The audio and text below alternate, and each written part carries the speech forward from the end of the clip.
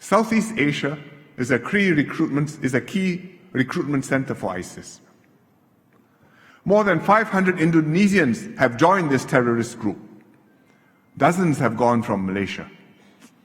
ISIS has so many Indonesian and Malaysian fighters that they have formed them into a unit by themselves, the Katiba Nusantara, or the Malay Archipelago Combat Unit. Recently, ISIS posted a propaganda and recruitment video. It showed Malay-speaking children training with weapons in ISIS-held territory. 2 Malaysians, including a 20-year-old, were identified in another ISIS video, the video of a beheading of a Syrian man.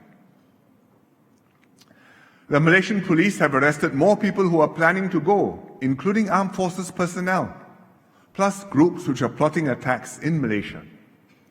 And these individuals are going to Syria and Iraq not just to fight, but to bring their families there, hijrah there, including young children, to live in what they imagine delusionally as an ideal Islamic state under a caliph of the faithful. Several radical groups in the region have pledged allegiance to ISIS. Some have links to the Jemaah Islamiyah group, the group whose Singapore chapter had planned to set off truck bombs in Singapore soon after 9/11. Last year, Jemaah Islamiyah's spiritual leader Abu Bakr Bashir pledged allegiance to ISIS, posing for a photograph surrounded by followers in white Arab robes. He was in a jail in Indonesia, but he was able to pledge allegiance and take a group photograph and have it published around the world. Several hundred fellow terrorists presently in jail in Indonesia are due to be released in the next 2 years. ISIS has said it intends to establish a Willayat in Southeast Asia.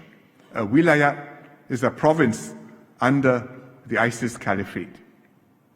The idea that ISIS can turn Southeast Asia into a Willayat, into a province of a worldwide caliphate controlled by ISIS, that's a grandiose pie-in-the-sky idea. But it is not so far-fetched that ISIS could establish a base somewhere in the region, in a geographical area under its physical control, like in Syria and Iraq, to have territory in Southeast Asia, somewhere far from the center of power of state governments, somewhere where government writs do not run. And there are quite a few such places in Southeast Asia. And if ISIS did that, it would pose a very serious threat to the whole of Southeast Asia. Even in Singapore, where we have a peaceful and well-integrated Muslim population, some individuals have been led astray. A few have gone to join ISIS, and others have been intercepted and detained before they could leave. Recently, we arrested a 17-year-old student, and we detained another 19-year-old student who had been radicalized.